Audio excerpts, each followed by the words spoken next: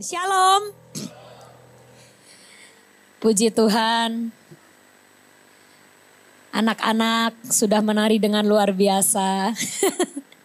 Ya, hari ini saya bersyukur bisa ada di tengah-tengah persekutuan di Kota Tegal ini. Terima kasih Om Iskandar untuk kesempatannya, Tante.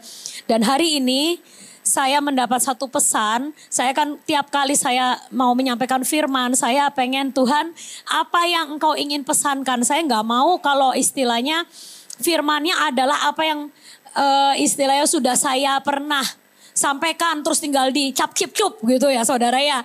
Kan biasa kita udah punya nih bahan khotbah karena saya kan tiap minggu di persekutuan juga saya sharing di PW. Seringkali Tuhan itu pengen ngomong beda-beda. Tapi saya hari ini mendapatkan suatu pesan Tuhan untuk tempat ini. Yaitu tentang mengandalkan Tuhan. Ya, mengandalkan siapa? Tuhan. Nah, kalau kita dengar kata mengandalkan Tuhan. Itu kata-kata yang sudah sangat sering. Benar gak sih saudara? Ya, lagunya juga banyak. Ada kau yang selalu kuandalkan, ya kan? Ada juga satu-satunya yang kuandalkan. Wah, lagu tentang mengandalkan Tuhan itu banyak dinyanyiin dengan berbagai versi, saudara. Ya, sampai bahasa Mandarinnya juga ada. Ya, jadi kata mengandalkan Tuhan itu menurut saya sudah sering didengar sama orang Kristen. Tapi masalahnya, apakah benar-benar sudah dipraktekkan apa belum? Nah itu ya. Jadi hari ini Tuhan mengajarkan kita gimana sih caranya kita ini untuk mengecek akan hidup kita. Apakah kita itu sudah benar-benar mengandalkan Tuhan atau enggak. Dan apa yang Tuhan katakan tentang mengandalkan Tuhan ini. Kita enggak ngomong dari segi apapun tapi kita lihat dari segi kacamata Tuhan. Menurut Tuhan orang yang mengandalkan dia tuh yang seperti apa? Dan kita harus ngikutin itu jejaknya. Betul? Nah, kalau kita mau ngecek apakah kita ini sudah mengandalkan Tuhan atau belum. Orang itu bisa kelihatan dari mengandalkan Tuhan atau tidak. Itu sebenarnya pertama dari pola pikir dan cara ngomong. Ya, karena kalau misalnya orang itu gak ngomong apa-apa kita gak tahu dia itu ngandelin Tuhan apa enggak. Ya kan? Tapi kalau dari cara pola pikir dan cara orang itu ngomong atau menyatakan suatu statement-statement dalam hidupnya. Itu kita bisa sebenarnya tahu dan ngecek apakah dia itu mengandalkan Tuhan atau sedang mengandalkan yang lain. Ya, saya akan kasih contoh ya saudara. Dua orang di slide yang berikutnya ini adalah orang yang bernama Abraham dan Lot. Saya nggak akan panjang lebar baca, saya akan kasih ringkasannya. Abraham adalah seorang yang Tuhan suruh keluar dari tanah kelahirannya, ya, dan disuruh berjalan bersama Tuhan. Lot itu siapa? Lot itu keponakannya yang sudah tidak punya orang tua. Jadi Abraham itu ngambil Lot, udah kamu daripada kamu gak jelas nasibnya, yuk ikut Om. Ya kan? Ikut Om. Om disuruh Tuhan keluar dari Haran. Om mau ikut Tuhan. Yang namanya Allah Yahweh. Allah pencipta langit dan bumi. Dan Lot ini ikut omnya si Abraham. Nah, sampai suatu hari mereka berdua ini diberkati luar biasa. Abraham diberkati, Lot diberkati. Ya, kambing domba Abraham banyak, kambing domba Lot banyak. Termasuk kalau kambingnya banyak berarti pegawainya juga banyak. Nah, yang jadi masalah bosnya akur, pegawai-pegawainya enggak akur. Memang biasa begitu di mana-mana ya. Bosnya akur-akur, yang ribut di bawah. Nah, jadi akhirnya terjadilah rebutan lahan, rebutan sumur, rebutan padang untuk merumput kambing domba. Karena udah sama-sama banyak. Jadi akhirnya suatu hari Abraham ngajak Lot untuk naik ke atas, ke tempat yang tinggi untuk melihat semua negeri. Ya, tempat mereka akan menuju. Lalu ada perkataan Abraham yang menurut saya itu menarik. Ya. Abraham waktu mengajak Lot untuk naik ke tempat yang tinggi itu, dia berkata begini, Lot, baiklah pisahkan dirimu daripadaku. Jika engkau ke kiri, maka aku akan ke kanan. Jika engkau ke kanan, maka aku ke kiri. Berhenti dulu sampai di situ.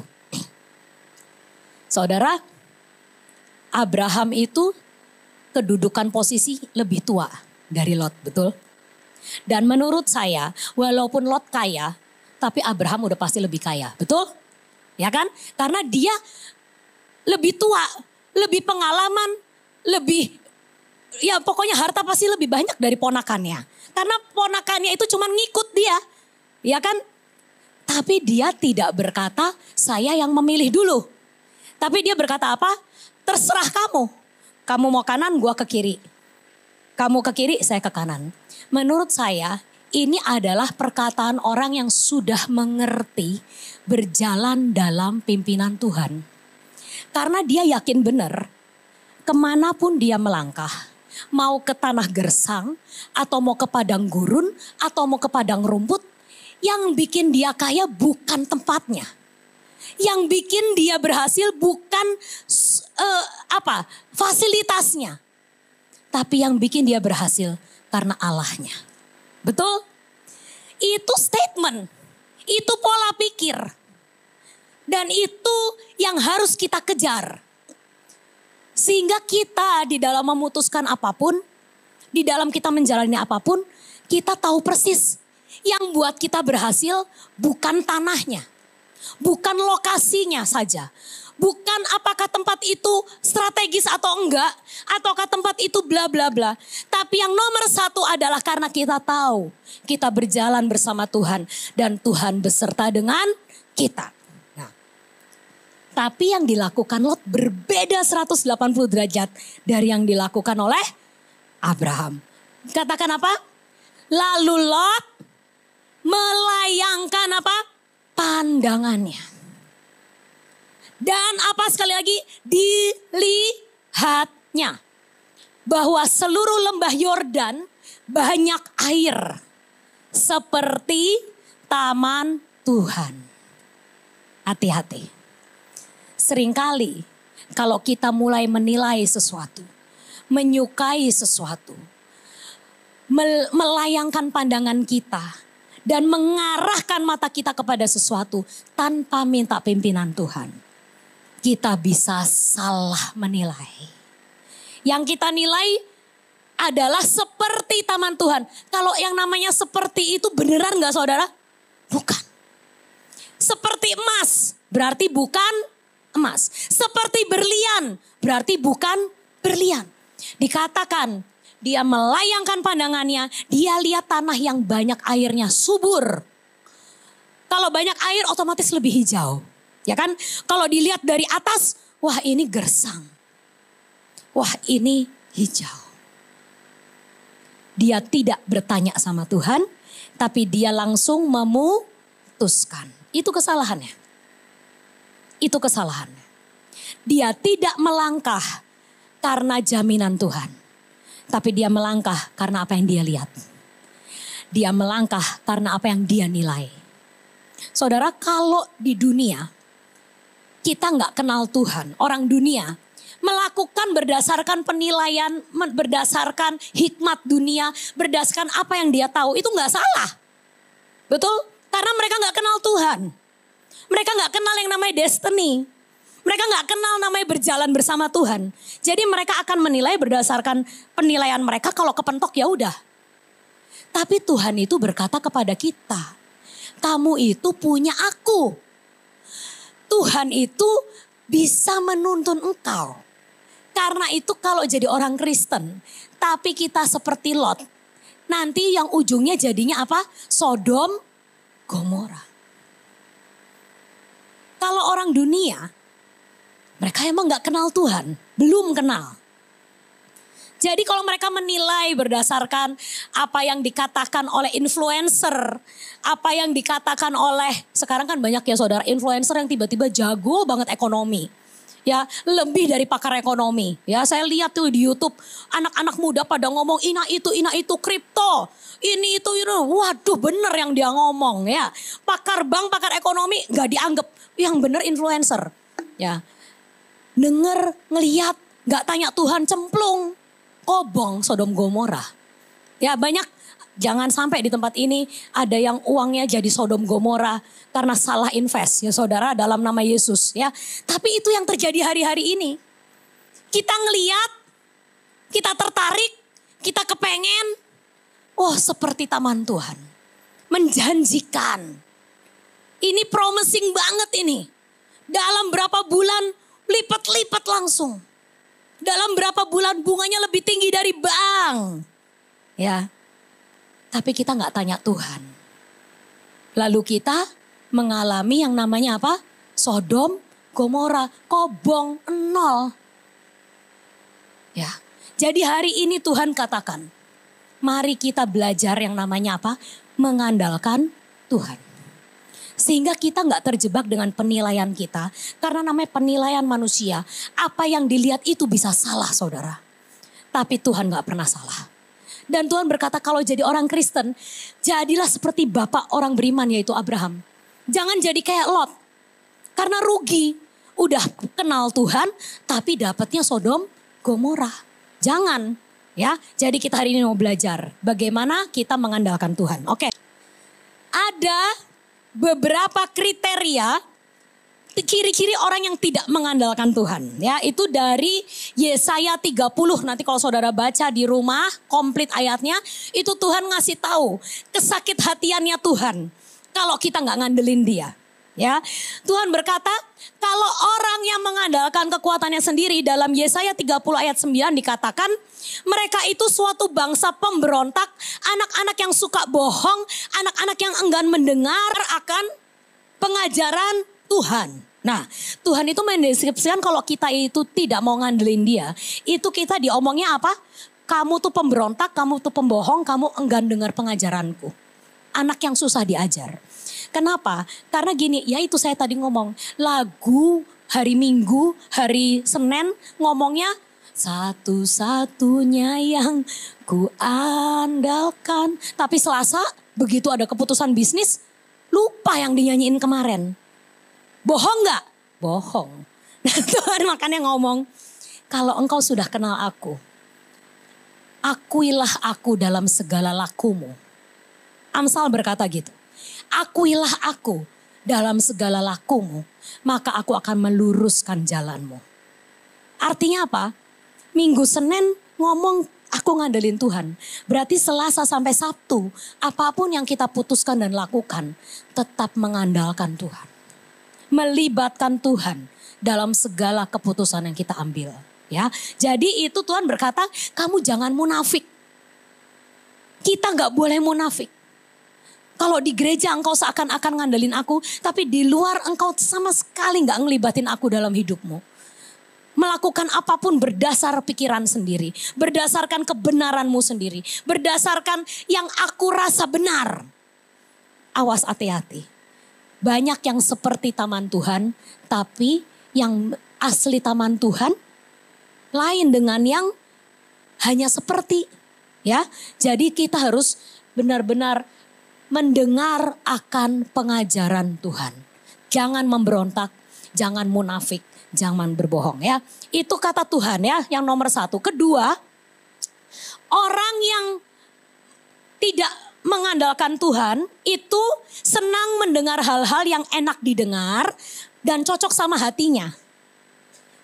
Di Yesaya 30 ayat 10 dikatakan, mereka mengatakan kepada para tukang tilik, jangan menilik, artinya nabi ya. Jangan nubuatin apa-apa. Dan kepada para penglihat, jangan lihat bagi kami hal-hal yang benar, tapi katakanlah kepada kami hal-hal yang manis. Lihatlah bagi kami hal-hal yang semu. Saudara tahu yang menyedihkan adalah semakin akhir zaman ini Tuhan katakan di Alkitab ada firman-Nya. Ada banyak orang-orang yang lebih senang mendengar tentang yang enak didengar oleh telinga. Dan yang menyedihkan menurut saya banyak gereja-gereja yang saat ini juga menyampaikan apa yang enak didengar oleh telinga jemaat. Dan mereka berkata gak usah ngomong kebenaran. Katakan yang ingin kami dengar. Gereja sekarang banyak yang takut ngomongin soal LGBT. Ya kan? Ngomongin tentang kebenaran. Boleh enggak? Laki sama laki, perempuan sama perempuan. Banyak gereja yang enggak berani. Ya, Banyak gereja yang gak berani tentang menyatakan kebenaran yang sesuai kebenaran firman. Jemaatnya juga seperti itu. Kalau gereja yang ngomongnya kebenaran, tegas, sesuai firman, gak asik. Ya, enakan ke gereja sanaku, ayem, gak dimarah-marahin. Ya, ke gereja kok dimarahin. Ditegur terus dia, karena dia merasa ditegur. Ya berarti sebenarnya banyak salah ya. Tapi gak mau ditegur. Kalau ke gereja yang ini nih, ditegur terus. Khotbahnya tuh keras. Tapi kalau ke gereja sana enak. Udah dipok-pok-pok, dipuk-puk-puk gitu ya. Kebenarannya gak dinyatakan. Tapi apa yang didengar enak. Nah kalau kita seperti ini, Tuhan berkata kita berarti sudah tidak mau dengar dan belajar. Ya, dikatakan ada orang-orang yang berkata udah gak usah nubuat. Udah gak usah dengar suara Tuhan. Udah gak usah pakai roh kudusan. Nah kalau kita mulai seperti itu berarti kita sudah tidak mau mengandalkan Tuhan. Ketiga, orang yang tidak mau mengandalkan Tuhan itu Yesaya 31 ayat 1. Mengandalkan kekayaan dan kekuatannya. Dikatakan di sini celakalah orang yang pergi ke Mesir minta pertolongan. Mesir menandakan orang yang lebih kuat. Karena Mesir itu negara yang terkuat pada waktu itu.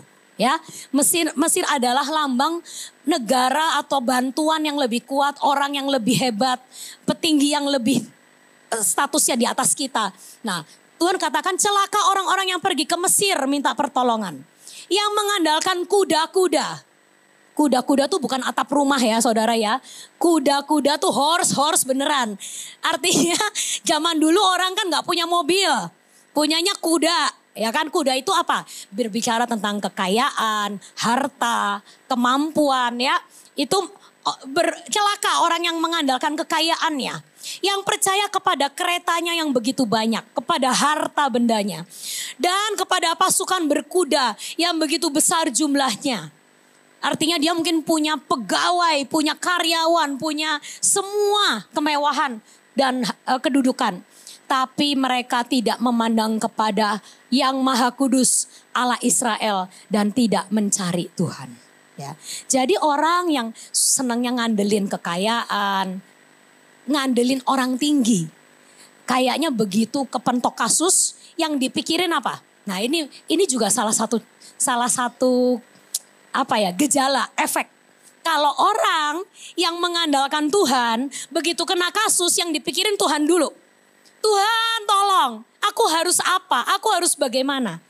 Tapi kalau kita masih seperti yang ini, begitu kita kena suatu hambatan yang dipikirin, saudara saya yang kenal polisi, siapa ya? Teman saya yang kenal sama Kapolres, Kapolsek, hakim atau siapa ya? Yang dicari itu manusia. Tapi sekali lagi Tuhan ingatkan hari ini. Kita harus belajar, jangan seperti Lot. Ya, hanya melihat dengan cara kita. Hanya menilai dengan cara kita. Sekali lagi yang kita harus tahu, kita datang glosor doa ke Tuhan terlebih dahulu. Apapun itu, persoalan kita, ekonomi, keluarga, persoalan anak, istri, penyakit dan sebagainya. Number one, andalkan Tuhan. Dengan hatimu yang bersih. Tuhan, aku tidak mau ngandelin apapun. Aku mau pakai caramu. Tunjukkan jalanmu. Nah ya, jadi dilarang mengandalkan kuda, ya, kekayaan dan sebagainya, ya. Terus yang berikutnya, apa yang Tuhan katakan tentang orang yang mengandalkan manusia? Yesaya 30 ayat 3. Perlindungan Firaun akan memalukan kamu dan perteduhan di bawah naungan Mesir akan menodai kamu. Yaitu Mesir yang memberi pertolongan yang tak berguna dan percuma. Artinya apa? Orang yang mengandalkan manusia akan mendapat malu. Ya. Dan yang kedua dia akan apa? Yesaya 30 ayat 16.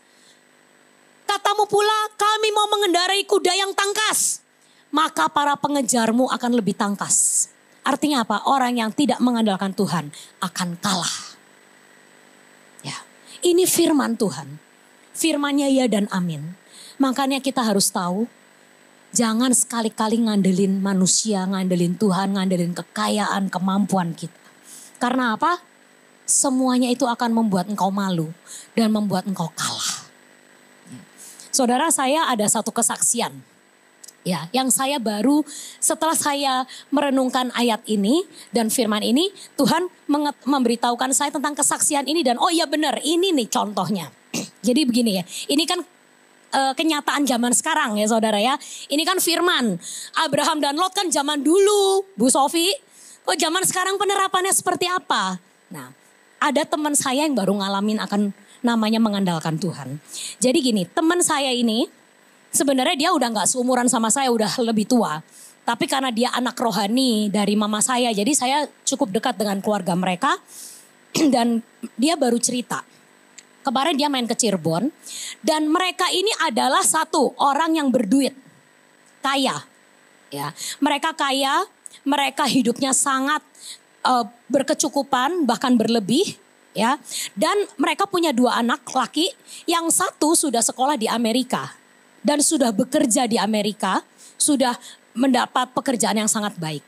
Ya, adiknya itu SMA 3 dan sekarang ini waktu tahun lalu mau memutuskan mau kuliah di mana. Dan adiknya ini anaknya pinter. Ya, jadi anak ini anak pinter, anak orang kaya. Kalau begitu sebenarnya pilihannya banyak nggak? Banyak. Dan secara naluri sebenarnya anak ini ngomong ya kalau secara ya akalnya saya, pemandangan saya enak sekolah sama Kokoh. Ya kan? Kokoh sudah di Amerika, sudah bekerja. Saya tinggal bareng sama dia, hidup bareng, Kokoh kerja, saya kuliah. Hidup bersama, enak. Ya kan? Ikut Kokoh. Tapi anak ini berkata, tapi mah aku mau doa sama Oma Nani. Aku pengen tahu Tuhan itu sebenarnya nyuruh aku sekolah di mana. Ini punya opsi. Punya opsi karena dia pinter. Dan dia kaya. Orang tuanya bisa membiayai dia mau ke sekolah kemana saja. Ke ujung bumi bisa. Tapi dia berkata, tapi aku pengen tanya Tuhan nyuruh aku kemana. Jadi akhirnya tahun lalu anak ini doa. Dan mama saya berkata, kalau kamu udah doa, itu ada resiko. Kamu akan tahu yang Tuhan mau dan kamu harus nurut. Ya, karena kalau kamu udah tahu kehendak Tuhan tapi kamu nggak nurut itu malah lebih salah. Gitu. Lalu anak ini siap Oma, saya akan nurut. Saudara tahu, waktu mama saya berdoa, Tuhan menjawab anak ini tidak boleh satu negara dengan kakaknya. Artinya dia tidak boleh ke Amerika, ya kan? Lalu yang anaknya tidak apa-apa, ayah ibunya yang rada. Karena apa? Ayah ibunya ini lulusan Amerika dua-duanya. Anak pertama Amerika, hatinya orang tuanya sebenarnya pengen anaknya ke Amerika juga. Ya kan? Dan mereka pun mampu untuk menyekolahkan anak itu dan otak anak itu mampu untuk ke sana. Tapi Tuhan udah ngomong tidak boleh kamu ke Amerika. Berarti sudah jelas kan firmannya? Anak ini setuju dengan Tuhan. Dia dengan segala nilainya yang perfect. Dengan apa sebenarnya dia sangat bisa diterima oleh university terbaik di Amerika. Tapi dia tidak mendaftar ke sana. Dia daftar hanya ke 2 negara yaitu UK dan Kanada. Ya. Terus dia berkata, saya mau sekali lagi berdoa sama Tuhan. Kalau menurut Tuhan UK, kalau Kanada, tapi pokoknya saya tidak akan masuk ke Amerika. Mamahnya ngutik-ngutik, gak mau coba tah. Lamar-lamar aja ke yang lain. Nah namanya orang tua tuh sering gitu. Anaknya ngomong kan Tuhan udah ngomong gak boleh ke Amerika. Nanti kalau aku daftar malah tempted, malah goyah. Gak usah mah. Aku udah di luar Amerika saja. Jadi dia daftar ke university yang terbaik tapi di kota-kota negara-negara lain. Ya. Akhirnya tibalah saatnya, akhirnya dia memutuskan kuliah di Kanada. Dia mendapat satu tempat, posisi yang baik di university yang salah satu yang terbaik di Kanada. Selesai kan? Teman-teman dia yang satu geng sama dia itu banyak yang ke Amerika. Jadi sebenarnya banyak noise. Dia berkata, kamu kok gak mau ikut kita sih?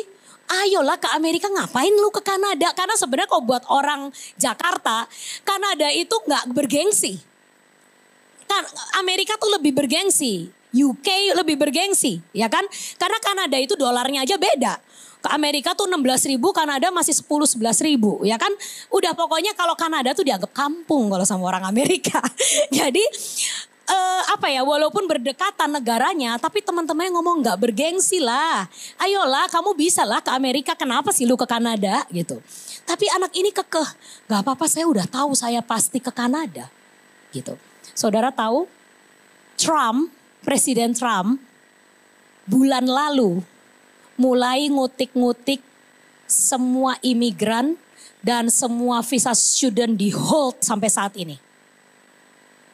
Dan teman-teman dia yang daftar ke universitas terkenal itu belum dapat visa sampai hari ini. Dia dapat firman Tuhan tahun lalu.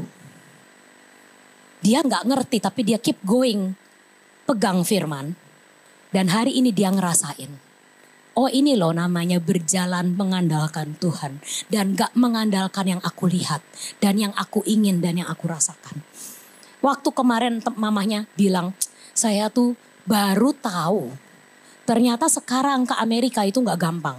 Karena ini saudara mungkin kalau yang ngikutin berita, Presiden Trump itu lagi ngobrak-ngabrik pokoknya semua pendatang dari yang imigran gelap diusirin keluar, dideportasi.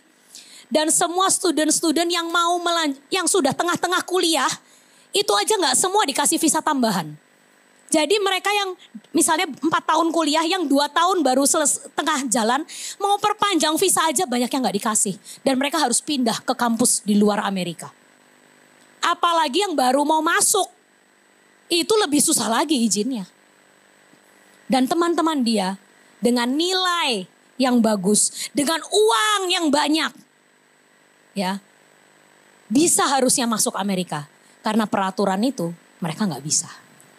Tapi yang teman saya ini anaknya sudah aman karena ke Kanada. Nah ini contohnya saudara. Ya, bagaimana kita itu harus dalam tiap langkah kita. Kita harus jangan hanya percaya sama apa yang kita lihat. Yang kita pikir baik. Yang kita anggap itu yang benar. Itu yang harusnya seperti itu. Abraham kalau mau lihat. Tanah yang dia pilih harusnya tanah yang apa? Yang subur. Karena kambing dombanya lebih banyak dari Lot. Harusnya dia pilih yang lebih hijau. Dia yang berhak milih yang lebih subur. Dan dia harusnya milih, Lot kamu ke sana ya. Dombaku lebih banyak. Harus kasih rumput yang hijau. Harus yang sumber airnya memadai. Abraham bisa berkata seperti itu. Tapi kita tahu pola pikir Abraham sudah tidak ngandelin yang dilihat mata. Dia hanya percaya kalau Tuhan netepin aku untuk melangkah kemanapun, dia yang akan jamin langkah. Kita harus tanemin itu. Dan saya tahu firman ini gampang untuk dikatakan, sukar untuk dilakukan saudara. Kenapa? Apalagi kalau kita punya fasilitas untuk memilih. Betul? Kayak anak ini, dia kecuali kalau anak ini bodoh, gak punya duit, nah ya udah pasrah. Sedapatnya. Ya kan? Tapi kalau punya uang, pinter, dia bisa memilih yang menurut dia terbaik. Tapi kalau hari itu dia berkata, aku mau tanya Tuhan. Itu Tuhan melihat hatinya. Dan Tuhan menghargai apa yang dia inginkan. Nah hari ini kalau kita mau aja nyerahin kehendak bebas kita kepada Tuhan. Dan meminta Tuhan untuk memimpin langkah kita. Dia pasti akan menghargai akan setiap keputusan yang kita ambil. Ya. Saudara ingat cerita tentang Ruth dan Naomi? Naomi meninggalkan Bethlehem karena dia pikir meninggalkan Bethlehem adalah keputusan yang terbaik. Betul? Bethlehem itu kota roti. Punyanya Tuhan, bangsa pilihan Tuhan. Tapi waktu itu memang sedang musim kering. Kelaparan. Dan dia tidak bertanya kepada Tuhan. Dia dan seisi rumahnya pindah ke Moab. Tanpa tanya Tuhan. Apa yang dia dapat? Suaminya mati. Kedua anaknya mati. Tapi Ruth adalah orang kaya Moab. Rut itu kalau menurut sejarahnya, dia bukan orang biasa. Dia itu bangsawan Moab. Jadi hari itu, kalau Rut memilih tetap tinggal di Moab, dia sangat bisa. Dia berkata, kalau misalnya barangkali saya tinggal di Moab, ayah ibu saya mungkin bisa menerima saya kembali. Saya bisa hidup lebih enak. Tapi hari itu Rut berkata apa? Aku tidak akan meninggalkan engkau, Allahmu adalah Allahku, bangsamu adalah bangsaku. Dan hari ini aku berketetapan untuk pergi bersama engkau ke Bethlehem. Tuhan menghargai keputusan Rut. Dan mulai hari itu Tuhan bertanggung jawab penuh atas hidup Rut. Kalau kita mau meletakkan yang kita pikir baik, yang kita pikir ini, pikir itu, kita letakkan semua di hadapan Tuhan, kita kasih kertas putih ke Tuhan, ya, itu Tuhan akan bertanggung jawab atas setiap langkah kita. Ya, kita baca ayatnya. Apa kata Tuhan tentang orang yang mengandalkan Tuhan? Kita baca Yeremia 17 ayat 5-8. Diberkatilah orang yang mengandalkan Tuhan, yang menaruh harapannya kepada Tuhan. Ia akan seperti pohon yang ditanam di dekat air, yang mengirimkan akar-akarnya ke dekat sungai, dan tidak khawatir apabila datang panas, daunnya tetap hijau. Ia tidak takut akan tahun kekeringan, sebab tidak berhenti menghasilkan buah. Kata-kata ayat itu, ya, jaminan bagi orang yang mengandalkan Tuhan sesuai dengan ayat tadi, itu ada 3. Pertama, dia diberkati, betul? Diberkatilah orang yang mengandalkan Tuhan. Berarti yang nomor 1 apa? Diberkati. Terus yang kedua, walaupun kering, dia tidak ikut kering. Artinya apa? Tidak terpengaruh atau tergoncang dengan keadaan sekitar. Dan yang ketiga, dia akan terus berbuah. Ini 3 jaminan buat orang yang mengandalkan Tuhan. Dan inilah 3 hal yang terjadi dalam hidup Rut. Saya mau katakan, apakah Rut diberkati? Begitu dia memutuskan bukan pakai pikiran dia. Kalau pemikiran dia, enak gak ikut mertua yang gak jelas nasibnya ini? Ya gak enak lah. Kalau pakai pikiran manusia, Orpa tuh lebih benar. Ya kan? Iparnya itu lebih benar. Balik ke rumah orang tuanya masih bisa menghidupi, dia bisa nikah lagi. Masih muda. Lah kalau saya ikut mertua saya pulang ke negeri itu dengan 0, tidak bawa apa-apa. Sebenarnya secara manusia itu keputusan yang aneh. Tapi Rut tahu, saya nggak ngandelin mertua saya, tapi saya mengandalkan Tuhannya mertua saya. Dia hari itu mempercayakan dirinya kepada Allah Yahweh. Dan Allah Yahweh melihat, dan Allah Yahweh berkata, mulai hari ini engkau ada dalam pengurusanku. Tuhan bertanggung jawab atas keputusan yang Rut ambil, karena Rut mengandalkan Tuhan. Jadi hari itu, kalau istilah diberkati ya saudara, saya tadi ngobrol sama suami saya. Kalau namanya diberkati itu gimana ya? Terus kata suami saya, ya gini sih, diberkati itu ada tindakan yang kita lakukan. Tapi saat kita lakukannya biasa, seperti ya cara manusia lain lakukan, hasilnya itu akan lain sama orang lain.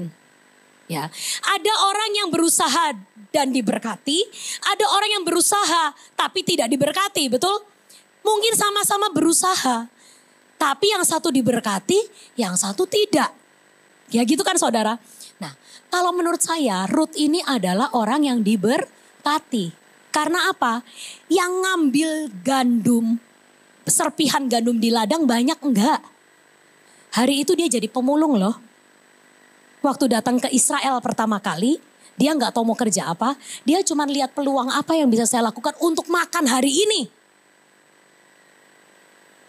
Dia nggak punya kepintaran, dia nggak punya tenaga yang terlalu besar, dia nggak punya kepandaian, dia nggak punya kekayaan modal apapun. Dia cuma mikir gua gimana caranya makan sama mertua hari ini. Lalu dia berusaha melihat peluang. Dia ngeliat, oh lagi musim panen. Dan dia bersama ribuan orang pemulung lainnya, dia hari itu memulung gandum dari tanah. Dia nggak boleh ngambil tanamannya. Dia hanya boleh ngambil serpihan yang udah jatuh ke tanah. Pemulung. Banyak nggak yang memulung? Banyak. Tapi siapa yang diberkati? Rut. Betul? Itu loh, kalau orang ngandelin Tuhan, mungkin kita melakukan seperti yang orang lain lakukan. Kalau kita pegawai, mungkin kita bekerja dari jam 8 sampai jam 5 sore. Teman kita juga sama. Tapi saat kita melibatkan Tuhan dalam apapun yang kita kerjakan, berkatnya beda. Amin. Kalau kita belajar mengandalkan Tuhan dalam apapun yang kita lakukan, maka berkatnya akan berbeda. Waktu itu Rut memulung bersama yang lain. Dia tidak punya apapun untuk diandalkan. Dia hanya berpikir, dia juga waktu ngambil di ladang Boas, dia gak tahu itu ladangnya siapa. Dia hanya sekedar datang, ikut-ikutan. Tapi Tuhan berkata, diberkati orang yang memakai dan mengandalkan cara Tuhan. Dan hari itu Tuhan bikin skenario. Betul? Saya lihat kalau Ruth itu hidupnya seperti Cinderella. Ya, nasibnya berubah dalam sekejap. Dan Tuhan yang mengatur skenario yang terlalu indah. Ya, bisa dia ngambil itunya di ladang Boas. Terus Boas pas ngelihat dia. Ya kan saudara? Loh kan Boas itu yang mulung banyak. Kenapa mata Boas bisa tertuju kepada dia? Itu kan Tuhan. Itu namanya diberkati itu loh. Ada faktor X yang membuat apa yang kita kerjakan hasilnya akan berbeda dari yang lain. Tuhan akan membuat mata orang-orang tertuju kepada kita dan yang kita kerjakan berhasil dan orang menaruh favor atas hidup kita. Ada favor of God, favor of man dalam hidup kita. Nah yang seperti itu. Mungkin saudara kerja sebagai sales. Banyak kan sales? Tapi karena kita ngandelin Tuhan, setiap kita mau berangkat kita tumpangin tangan barang-barang yang kita mau jual. Tiap kali berangkat kerja kita berkata, Tuhan aku ini seperti Rut yang memungut di ladang gandum beserta pemulung yang lain. Salesnya banyak Tuhan. Tapi tujukan matamu kepadaku. Aku mengandalkan engkau hari ini. Apapun yang aku usahakan akan berhasil. Apapun yang akan aku jual aku akan beruntung. Barangkali sales yang lain nawarin, orang gak mau. Begitu saudara yang nawarin, orangnya kok saya pengen beli ya dari kamu. Itu bisa terjadi loh saudara. Bisa. Ya. Favor of man. Artinya Tuhan memberikan kepada kita untuk kita bisa dicintai dan dikasih oleh orang lain. Sehingga favor Tuhan turun, favor of man turun. Sehingga apa yang kita lakukan itu bisa berhasil. Kita jual barang. Nanti orang yang ngomong tadi saya ditawarin kok gak pengen. Tapi begitu kamu yang nawarin kok saya jadi pengen. Nah kan. Jadi akhirnya orangnya beli ke kita. Saat kita mengandalkan Tuhan. Apapun pekerjaan tangan kita. Apapun usaha kita. Kalau kita melibatkan Tuhan. Maka Tuhan akan buat kita diberkati. Apapun yang kita lakukan diberkati. Ya. Terus yang kedua. Jaminan bagi orang yang mengandalkan Tuhan, dia gak terpengaruh dan tergoncang dalam keadaan apapun. Mau Israel perang, mau emas 2 juta, 1.750.000, 1,5, turun 1 lagi. Wah ya kan, kalau yang melihara emas, waduh kalau ke 1 lagi rugi saya, beli di 1,5 soalnya. Tapi pokoknya intinya, apapun keadaan dunia, dolar mau naik turun, emas mau naik turun, kita tidak akan terpengaruh. Makan tetap bisa. Nyekolahin anak tetap bisa. Waktu itu mama saya tuh sering kali kalau nego sama Tuhan tentang harga, itu Tuhan selalu jawabnya satu. Waktu itu saudara kan tahu kalau kita mau pergi ke Uganda ya saudara. Dan Uganda itu ternyata biayanya 2 kalinya kalau pergi ke Amerika saudara. Padahal kalau ke Amerika itu lebih indah gak negaranya? Nah, ya kan lebih indah, banyak pemandangan bagus, lebih murah. Nah, tapi kita masalah disuruhnya ke Uganda. Ya. Biayanya mahal dan Tuhan ngomong, ajaklah anak-anakmu anak-anak rohanimu yang tidak mampu bayar, aku yang akan bayarin, kata Tuhan. Baiklah, ya kan? Jadi kita mulai waktu itu, anak multimedia, anak soundman, anak penjaga taman di Sion yang tidak bisa bayar, tapi setia, dia sudah melayani sekian tahun. Kita suruh mereka bikin paspor. Waktu itu dolar itu berapa ya? 16.000 sekian lah. Dan itu lagi trendingnya lagi naik dolarnya. Karena emas juga waktu itu lagi naik. Terus mama saya itu ngomong ke Tuhan. Tuhan tolong. Ini kan DP. Nanti kalau pelunasan Tuhan. Kalau bisa supaya dolarnya lagi turun. Karena ini bayarnya pakai dolar. Ini kalau dolarnya tambah naik nanti kok pas pelunasan jeblak. Sebanyak ini orangnya yang harus dibayarin. Duitnya keluar terlalu banyak. Ya kan secara manusia kan pengennya dolar turun ya saudara supaya bayarnya lebih murah. Tapi Tuhan ngomong apa? Yang kedua ini. Kamu milih dolar turun tapi gak bisa bayar? Atau dolar naik tapi tetap bisa bayar? Ditanyain gitu sama Tuhan. Ayo saudara, coba dicamkan perkataan Tuhan. Kamu lebih milih dolarnya turun tapi gak kebayar. Duitnya gak ada.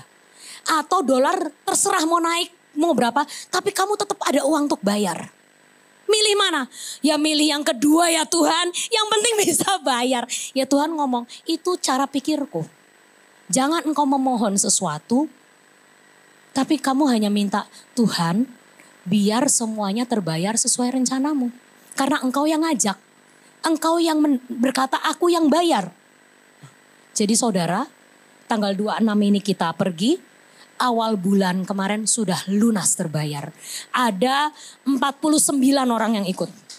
Ya, nggak semuanya dibayarin. Tapi hampir berapa ya? Sepertiga. Sepertiga itu dibayarin. Ya. Jadi saya tuh ngerasa itu loh Tuhan berkata. Kamu nggak usah peduli dolar naik, dolar turun. Mau ekonomi seperti apa.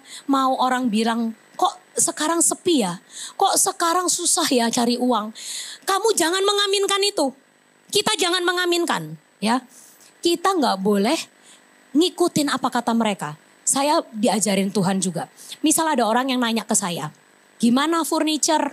Sepi nggak? Soalnya ini keadaannya lagi susah loh. Gitu. Orang biasanya cenderung ngomongnya iya. Ya kan biar seru tuh ceritanya tuh. Ya kan biasa bumbu-bumbuin. Iya lagi sepi susah nih lah. Kita jangan kayak gitu. Ya, kita berkata kita tidak terpengaruh dan tidak tergoncangkan. Jangan ngomongnya ya jangan yang bikin sakit hati, ya kan? Tapi kita ngomong, adalah pokoknya hidup bersama Tuhan pasti dijamin, selalu ada makanan yang cukup, apapun yang kuperlukan cukup, gitu. Artinya apa? Kalau keperluannya banyak ya tetap cukup juga, ya kan? Ya kan? Yang penting cukup, maunya apa? Ada. Ya, jadi kita harus tetap memperkatakan apapun keadaan dunia saat ini kita tetap baik-baik saja. Kita tidak terpengaruh, kita nggak ikut kering. Amin. Walaupun musim kering kita tidak ikut kering. Tapi janji yang ketiga apa? Kita terus berbuah. Rut waktu dia di Moab dia tidak punya anak. Tapi begitu dia ikut namanya Allah Yahweh, dia melahirkan seorang anak laki-laki. Dan anak itu menjadi garis keturunan Daud sampai ke Yesus Kristus. Berbuah dan menjadi ibu raja-raja. Dari Rut lahir keturunan raja-raja sampai ke Yesus Kristus. Jadi saya tahu bahwa firman ini untuk kita. Kita harus berkata, Tuhan, aku gak mau ikut apa kata orang. Tapi aku mau belajar memahami apa rencanamu. Ya. Kita harus belajar punya hati, pikiran, perasaan semua ngandelin Tuhan. Apapun yang kita lakukan tiap hari, kita mau berangkat kerja, kita mau ketemu klien, kita anak-anak mau sekolah, mau pilih sekolah, mau pilih jodoh, ya, semua ngandelin Tuhan. Nyari mantu pun ngandelin Tuhan, saudara. Ya, jangan punya pikiran wah kayaknya dia anak orang mampu, mungkin bisa membiayai anak saya, mungkin apa. Kalau yang ini, aduh kayaknya miskin, nggak bisa nanti hidup anak gua susah. Seringkali apa yang kita pikirkan di depan ini, kita nggak tahu 10 tahun lagi kayak apa. Ya, jadi jangan orang tua sok keminter. Saya mau cariin jodoh buat anak saya. Yang gini, yang gitu, kriterianya ini itu. Kita nggak tahu. Kita nggak tahu yang anak kita nikahin itu kayak gimana orangnya, nggak tahu. Saya banyak konseling dengan keluarga-keluarga yang sekalipun anak Tuhan. Dia berkata, ya saya salah jalan. Tapi kita kan kalau udah menikah kan udah nggak ada exit door, ya kan saudara. Jadi sebaiknya adalah apa? Paling ngerti Tuhan. Tuhan kau paling tahu jodoh yang terbaik buat anakku. Engkau paling tahu sekolah jurusan apa yang terbaik untuk anakku. Engkau tahu di mana anakku harus sekolah. Apapun itu. Kalau yang di sini kayaknya udah pada punya cucu, ya. Jangan karep sendiri untuk cucunya. Jangan berpikir nenek kakek yang tahu yang terbaik buat cucunya. Tuhan tetap yang tahu yang terbaik, ya. Serahkan cucu kita ke dalam tangan Tuhan juga. Ya, sehingga apa yang ada di depan kita nggak tahu, tapi saat kita ngandelin Tuhan, Tuhan yang tahu masa depan, Tuhan yang akan jamin langkah-langkah kita. Amin. Yuk kita semua bangkit berdiri.